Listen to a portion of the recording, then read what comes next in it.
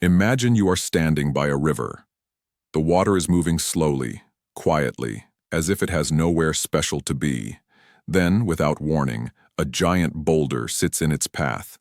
Most of us, faced with that obstacle, would push, strain, or crash against it. The river does not. It curves, it slides around, it keeps going. Days, months, years later, that same boulder is smaller, smoother, weaker, and the water? Still flowing. Now here's the question. What if you lived like that? What if you stopped fighting every block in your path and learned to flow instead? Lao Tzu, the ancient Chinese philosopher, believed that this is the secret to strength. He called it the way of water. It sounds simple, even passive, but it is neither. Because water is gentle, but it can carve mountains. The problem is, we live in a world obsessed with force. Push harder, work longer, crush the competition. From school to business to politics, we are taught that power is domination. But there is a flaw in this thinking. Push against a wall long enough, and you only exhaust yourself. Fight the current, and you drown. Think about moments in your own life when force failed you. An argument that got louder but never resolved. A career goal chased so hard it burned you out. A relationship you tried to control until it slipped away. We are taught to believe that victory comes from overpowering resistance. Lao Tzu saw the opposite. Victory comes from transforming resistance. And water, he noticed, does this better than anything else in nature. Picture a storm in the mountains. Rain falls, gathers, forms streams. Every drop finds the easiest path downwards. It does not argue with gravity. It does not pause to complain about rocks. It flows where it can, and when it cannot, it waits, pooling until the moment is right to move again. Scientists at Stanford once studied the erosion of riverbeds and found something remarkable. The shape of a river is not random. It is the result of countless tiny decisions made by water over time. It always chooses the path of least resistance, and yet, over centuries, it can wear away granite. The lesson? Softness and persistence can defeat what seems immovable. But here's the twist. Flowing around obstacles does not mean avoiding them. The river still meets the rock. It touches it, shapes it, even carries pieces of it downstream. It just does not waste energy in a head-on collision. Think of your own obstacles, problems at work, conflicts with loved ones, setbacks in health or finance.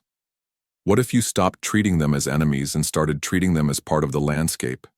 Not walls to break, but shapes to move around, over or through in time. That is water's genius. It adapts without losing itself. In Taoist thought, water has 5 great strengths. It nourishes all without trying to.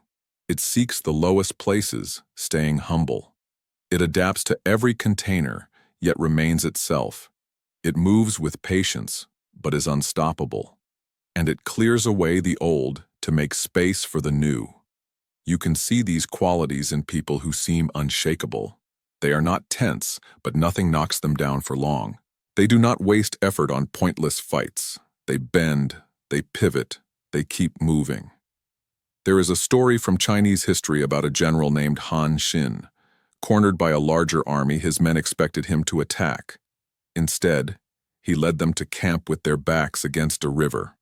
With no room to retreat, the soldiers fought with total focus and won. Han Xin understood what water teaches. Sometimes flowing forward means embracing the pressure instead of fleeing it. Water does not panic when the walls close in. It finds the one exit and moves through it. Modern science has its own version of this wisdom. Psychologists studying resilience after trauma found a common trait among survivors. It is called cognitive flexibility, the ability to shift thinking and adapt to new situations. Just like water changing course, resilient people do not cling to one rigid plan. When life changes, they change with it, without losing direction. It is not about giving up your goals. It is about changing your route to reach them. Here is what is fascinating. Water never resists gravity, yet it can reach the highest clouds as vapor. It never rushes, yet it can cross continents. It accepts every shape it is given, yet eventually shapes the world. and because it does not cling, it is never trapped. Pour it into a cup, it becomes the cup. Pour it onto the ground, it becomes the ground. Try to hold it too tightly, it slips through your fingers. It lives by one simple rule: move where movement is possible, rest where it is not. Now think about a recent challenge in your life. Did you fight it directly? Did you force a solution before the timing was right? Or did you give yourself permission to pause, observe, and wait for an opening? We forget that patience is not passivity, it is strategy.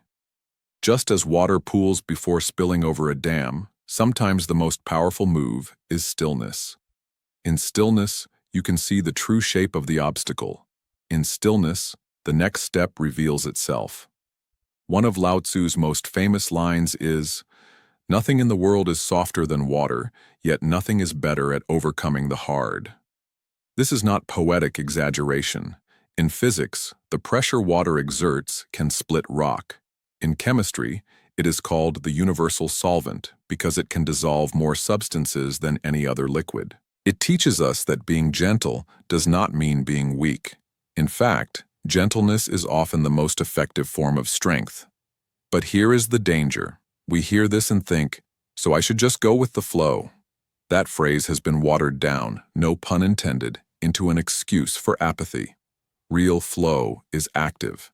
The river is always moving toward the sea. It is not drifting aimlessly. It is purposeful without being rigid. It knows where it is going, but it is willing to change how it gets there. That is the balance we struggle with as humans. We cling to one plan, and when it fails, we collapse. Or we float without direction, and nothing changes. The waterway is both flexible and focused. In your own life, this could mean letting go of arguments you cannot win, not out of defeat, but because they drain energy from what matters more. It could mean shifting careers not because you failed, but because another path opens that flows toward the same deeper goal. It could mean forgiving someone, not to erase the harm, but to free yourself from the weight. Like water, you can choose the path that moves you forward, even if it is not the one you planned. And here is something beautiful. When rivers meet, they do not fight for which current is stronger. They merge and become something larger. You can live that way too, combining your strengths with others instead of clashing with them. Partnership is a kind of flow. Community is a kind of flow. Even love is a kind of flow. It moves around imperfections instead of trying to grind them down. The transformation comes when you stop asking, "How do I defeat this?" and start asking, "How do I move with this?" You begin to see that obstacles are not interruptions, but part of the path itself. The boulder makes the river curve in a new way, and in that curve, life finds fresh beauty. The detour is not a waste of time, it is the shape of the journey. So the next time you face resistance, remember Lao Tzu's river. Ask yourself where you can bend instead of break. Look for the opening, however small. Trust that persistence will wear down what seems impossible. And most of all, keep your movement gentle but constant, because water never announces its victories. It just keeps flowing, until one day the mountain is gone. You do not need to be louder to be stronger. You do not need to be harder to last longer.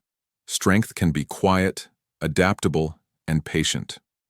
When you live like water, you learn that life's obstacles are not enemies, they are teachers, and in their shadow, you discover the shape of your own resilience. So flow, not to escape the rock, but to become the river that shapes it.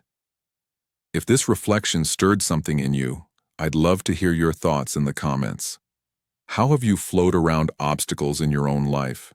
And if you found value here, subscribe to the channel so you do not miss the next journey into timeless wisdom. Your voice and presence in this community make it stronger, just like rivers joining to create something greater.